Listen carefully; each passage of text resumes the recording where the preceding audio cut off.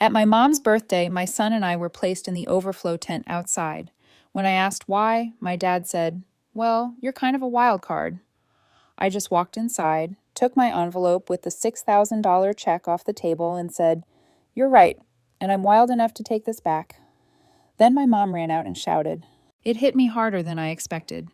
My son looked at me, confused, eyes darting between the sad little tent and the house where everyone else was gathering. He didn't even know how to react. He just stood there holding the card he made for Grandma, with the glitter still drying. I smiled at him and said it was like a secret clubhouse just for the two of us. I made it sound fun. I even did a little spin and said we got the VIP table. It was complete improv. I was winging it, trying to keep it light, because that's what you do when you're a parent and you suddenly realize your family has no idea what respect looks like. We had driven 2 hours. I had dressed him up. I had brought my mom a $6,000 check in a beautiful envelope with a thank you note tucked inside.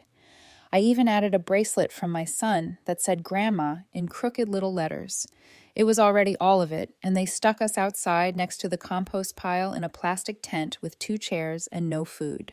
I spotted my dad pouring himself wine on the back patio. I walked up to him and asked why we were out there.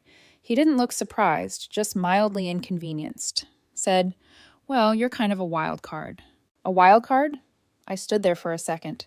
Then I reached into my bag and pulled out the envelope. I held it up between us. "You're right," I said, "and I'm wild enough to take this back." He blinked, eyes narrowing on the envelope. I turned and walked straight through the house, past the cake, the flowers, and the family that apparently only extended as far as my brother and his wife. I grabbed my envelope off the gift table without hesitation.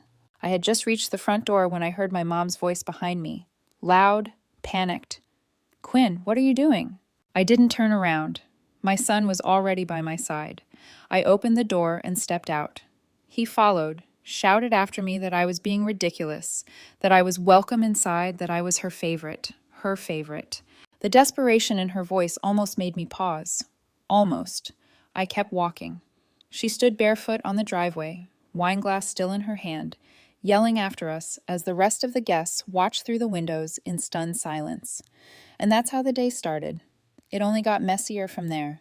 The ride home felt like a tunnel, quiet, stiff.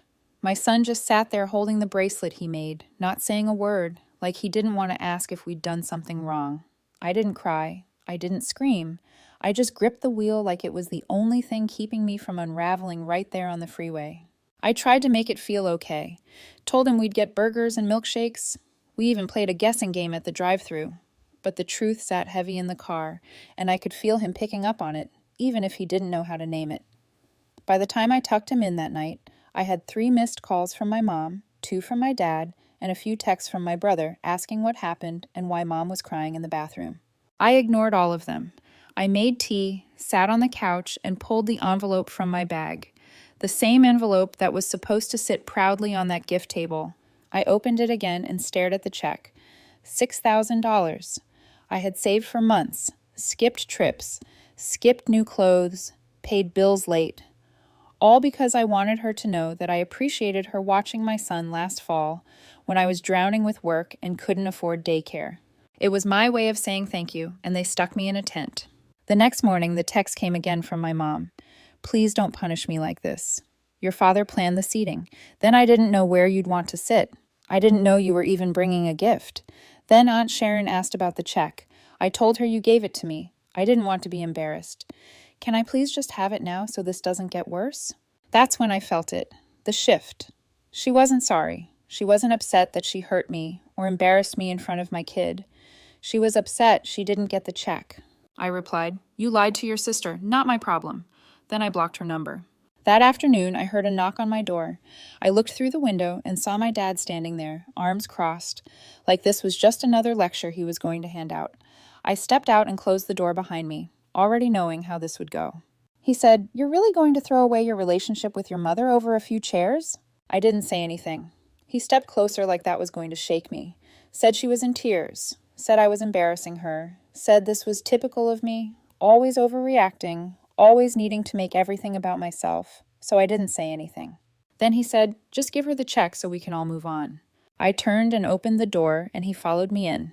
That was the moment everything changed. My son was sitting on the floor with his Legos. He looked up when he saw Grandpa, unsure whether to smile or hide. My dad kept going, raising his voice, ranting about respect and family and how tired they were of my meltdowns. My son pressed closer to me, confused and a little scared. I told him to go to his room and wait for me. He didn't argue. He just walked away quietly. Then I closed the door between us and faced my dad. And I said everything about how they've always treated me like I was temporary, like I was only good for a laugh or a story, but never good enough to be taken seriously. How my brother could do no wrong, and I was the punchline. How they never even tried to understand what being a single mom really meant. How it wasn't a few chairs. It was a lifetime of being sidelined. He didn't interrupt. For once, he didn't try to argue.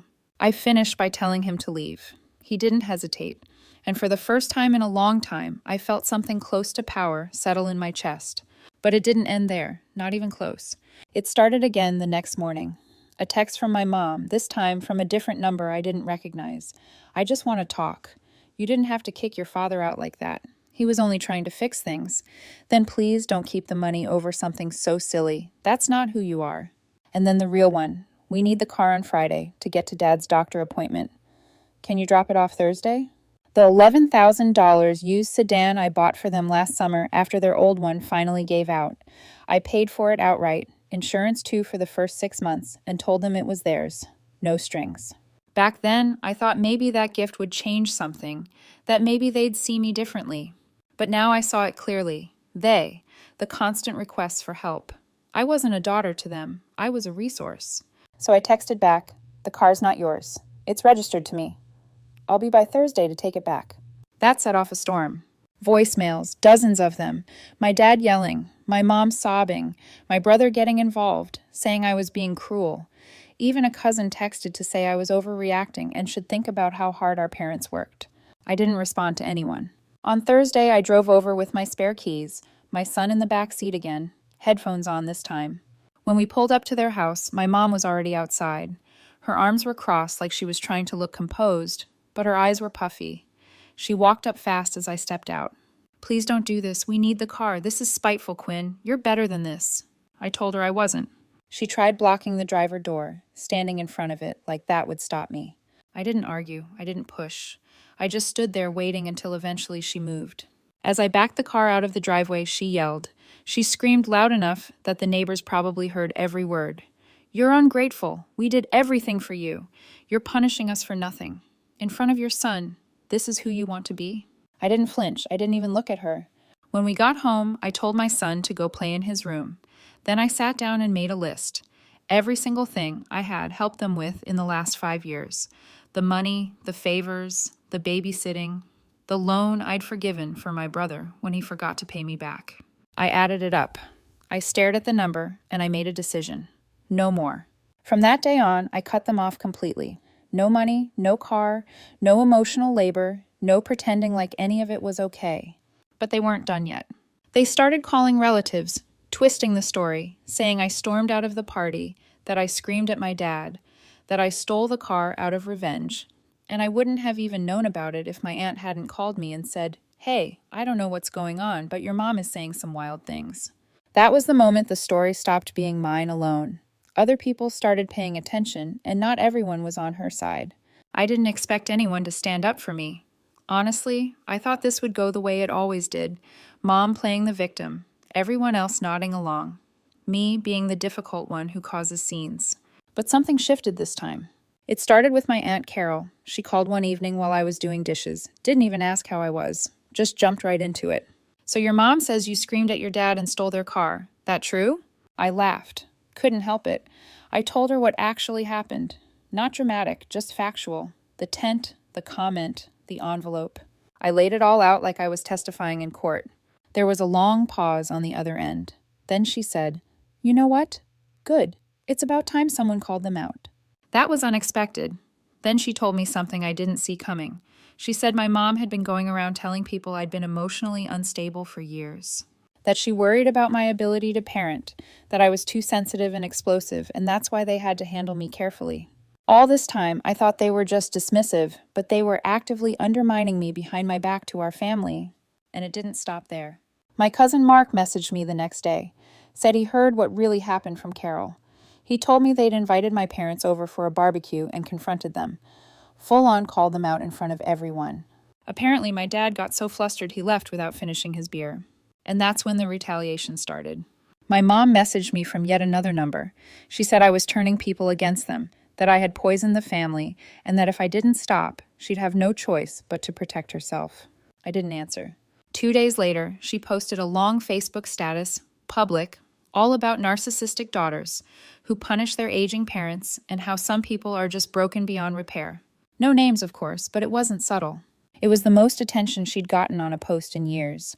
Then the real twist came. My uncle, her own brother, commented under the post, or maybe some parents need to take a good long look at themselves before playing the martyr. The comment got 30 likes. Her post didn't even get that many total. By the end of the week, she deleted it. I could feel the momentum shifting. People were waking up to what I'd lived with for years, the lies, the manipulation, the way my parents had always controlled the narrative. And I realized something. I wasn't just cutting them off. I was finally reclaiming the truth out loud, in public, and I wasn't done yet. After that post and the fallout, things got quiet for a few days. I think they thought silence would scare me, that I'd panic without the chaos, or maybe that I'd come crawling back if they just waited long enough. They didn't understand that quiet was the most peaceful thing I'd felt in years. Then came the letter, a real one, mailed in an envelope with my mom's handwriting on the front, like she was suddenly the dignified one. I opened it in the kitchen while my son was watching cartoons. It was 3 pages long, rambling, desperate. She wrote about how hard her childhood had been, how difficult her marriage had been, how exhausted she was, trying to keep the family together. She said I didn't understand the pressure she was under. Then she shifted tone, flipped it mid-sentence, and started blaming me. Said I'd always been dramatic, that I had a problem with authority, that I thrived on conflict, that I was poisoning my son with my bitterness, and he'd grow up resentful and broken unless I corrected course. It ended with a line that made my hands go cold. "You're going to regret this when we're gone, Quinn." That was it. I sat there for a minute just staring at the last line. Then I folded the letter neatly, put it back in the envelope, and slid it into a drawer I hadn't opened in months. A drawer filled with old bills, expired coupons, and the last Mother's Day card she sent me, the one with a pre-written message and no personal note. And that night, I made another decision. I called the DMV the next morning and officially transferred the car's title back to my name. I contacted my lawyer and drew up a formal agreement, canceling the informal loan to my brother, complete with a payment schedule and interest. I even checked my parents' name off my emergency contact list at work and at my son's school. Then I emailed them both. Subject line, formal boundaries moving forward. I laid it all out. No more money, no more visits, no more contact unless it concerned my son and his safety. No more pretending. 3 hours later, my dad emailed back. One sentence. "You've lost your mind." I didn't respond, but that wasn't the end. That weekend, my mom showed up at my door. I saw her through the peephole, standing there with a bag of cookies and that strange smile she used when she was performing for an audience that didn't exist. I opened the door only a few inches. She started in immediately, said she didn't want to fight, that she just wanted to talk, that my dad had been out of line and she didn't agree with how everything had gone, that she missed her grandson, that she brought his favorite cookies. My son was in the other room, but I could feel her trying to use him like a rope to pull herself back in. I told her we weren't doing this anymore, that if she couldn't take accountability, then we had nothing left to say. She begged for pride, said I was ruining the family. I closed the door. She stood there for another minute before walking away, and from that moment on, I knew there was no going back. I thought that was it. The final door closed, the boundary drawn so hard it left a mark. But things hadn't really hit bottom yet, not until the phone call from Aunt Carol, the same one who'd first stood up for me. She said, "Quinn, you need to know something." And she sounded not angry, not sad, just tense. Turns out my mom had started spreading something bigger than the usual guilt trip stories. She told one of my cousins that I was being investigated by CPS, that someone had reported me for yelling at my son in public, that he seemed afraid of me, that I was unstable. It was a lie, a flat-out vicious lie. But she told it to the wrong person. My cousin Rachel works in the school district. She knows protocol. She knows how these things get documented, and she didn't buy it for a second. She called Carol, and Carol called me. It was surreal hearing it laid out like that. My mom had weaponized my son. She couldn't get her hands on the money or the car or control over me anymore. So she went after the one thing that could hurt me worst. The one thing she knew I lived and breathed for. That was the moment something hardened in me.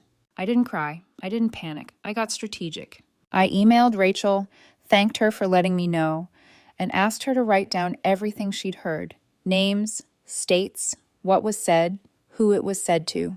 She did, and fast. Then I called my lawyer again. We drafted a cease and desist. Harassment, defamation, attempted interference with custodial rights. It was airtight, brutal, and delivered straight to my parents' door via certified mail. But here's where it turned. The moment the letter arrived, everything went quiet. No calls, no texts, nothing. Like someone had finally put duct tape over the chaos. Until Aunt Carol called again, laughing. She said, "You're not going to believe what just happened." Turns out the letter scared them enough that they started scrambling. And one by one, relatives began showing up at their door, not to support them, but to return the favor. Uncle Rob pulled the family lawnmower out of their shed, said he only loaned it, never gave it. Cousin Rachel, who had been helping them with groceries on the side, canceled their shared delivery account. My brother's wife told me my mom called her crying because someone canceled their Netflix login. And then came the last straw, the church. They'd been telling people at their small-town church that I was estranged because I'd turned away from God and was choosing a selfish lifestyle. But apparently someone there had also heard the CPS lie, and when they asked around, they found out none of it was true. Word spread fast. My parents stopped showing up to services. My dad claimed he was sick. My mom told someone it was too emotional. But I knew what it was. They weren't just losing me. They were losing the image they'd built. And for the first time in my life, I wasn't just surviving them. I was free, and I was finally unapologetically happy about it. It's been 2 months, and honestly, if you had told me back then how this would feel now, I wouldn't have believed you. My house is quieter, cleaner. My son laughs more, sleeps better. I didn't realize how much tension we'd been carrying, how much energy I spent bracing for the next guilt trip, the next manipulation, the next sideways comment meant to remind me of my place. We've built new routines. Saturday pancakes, Sunday hikes, weeknight movie nights with no phones, no drama. He asked me the other day if Grandma was still mad. I told him we weren't worrying about other people's anger anymore. He nodded like that made sense. As for my parents, they're living in their own fallout. The car's gone, the money's gone, and from what I've heard, even the friends they used to brag to have pulled away. Turns out people notice when your stories don't line up. They're keeping to themselves now. My brother still sees them, but it's colder. He doesn't ask me to make peace anymore. I think even he's starting to understand the difference between family and obligation. My Aunt Carol texts me weekly just to check in. My cousin Rachel invited us to a barbecue last weekend, and I showed up without having to worry about anyone talking behind my back. The best part, I don't miss them. I don't miss the performance, the constant calculating, the second-guessing myself every time I said no or didn't immediately give them what they wanted. I've learned that peace doesn't come from fixing broken people. It comes from choosing not to let them keep breaking you. And now we live freely, quietly, stronger.